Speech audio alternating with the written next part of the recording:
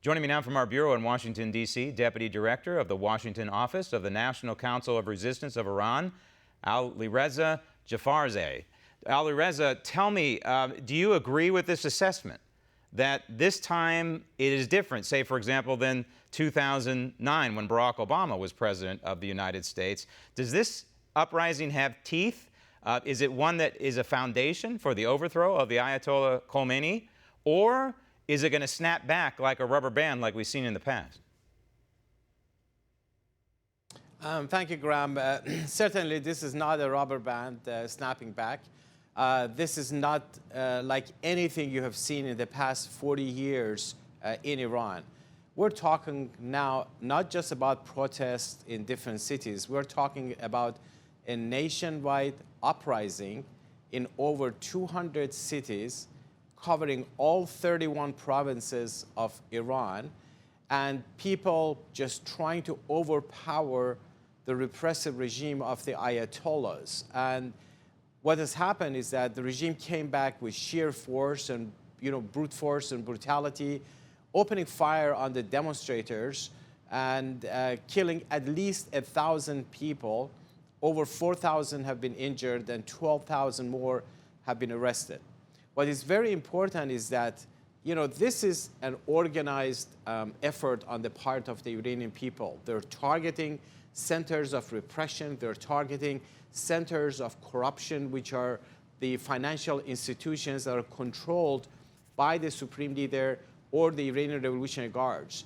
I think the protests in the past 2-3 weeks have shown the world that, number one, this regime is very, very vulnerable to its own population. It's very weak, it's desperate, it's paranoid, and that's why they're using sheer force against the population. So the overthrow of this regime is very attainable, very possible, very reachable.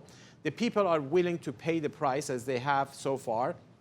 And third, the international community has a role to play. And that's where, and I'm not talking about, boots on the ground or appropriating money. I'm talking about political support. Right. And I'm talking about providing access for internet for the Iranian population. And I want to deal with that in just a second. But first, I want to look at the regime, because they're calling these incidents and isolate. Of course, it's controlled. The press is controlled by the Ayatollah and the regime. But they're describing it this way. The incidents of recent, this is out of the Raza news agency. The incidents of recent days in the country were more complicated than those which occurred in 1999, in 2009, and 2018. How do you read this, Alireza? Do you read this that the regime is saying and feeling what you're feeling, that this time it's a little bit different, that they're targeting the banks, as you pointed out, and they're a little more organized this time? Oh, definitely. The regime knows, they've been dealing with this phenomena for 40 years, and they're conceding the fact that this time it's different. And the reason it's different is that because the people are just entirely fed up. The level of corruption that is going on in the country is just unbelievable, unprecedented. Iran is a very rich country. Iran has the second largest oil and gas reserves in the world combined, yet 80% of the Iranian population live below the poverty line. And it is the poor, the deprived, the other people who have been deprived are the ones who are coming to the streets, the younger generation, most of whom don't have jobs, or their jobs have been taken away by the Ayatollahs, or their rights have been violated.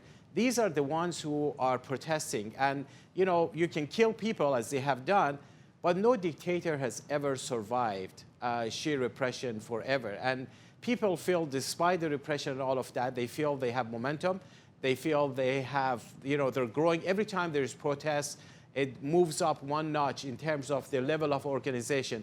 There is an organized movement in Iran called the Mujahideen Khalq, or the MEK, inside Iran, that they have those resistance units, but also they have the international backing of the parliament in exile, the National Council of Resistance of Iran, who are monitoring the whole situation also outside of Iran, trying to garner international support for the population, asking the international community to hold to account the repressive rulers of Iran who have killed in 2-3 weeks more than 1,000 people. Just think about it. Yeah. 1,000 people, machine gun in the streets. And So where is the outrage? What is the world doing? And that's why we're working with members of Congress and Right. asking the U.S. Administration and others to hold the regime leaders accountable to that, And to it's- express support for the people of Iran and recognize the right of the people of Iran to overthrow this repressive regime. And it's important to hear this from the President of the United States, who spoke out about it at NATO in support of the people of Iran. That's very important, number one, as you pointed out.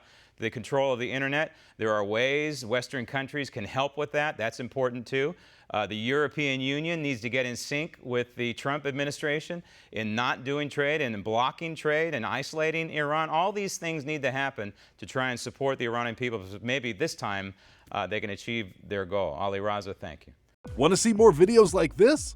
Click on the link below and subscribe to One America News on YouTube, and call your cable provider and kindly demand that One America News is added to your lineup.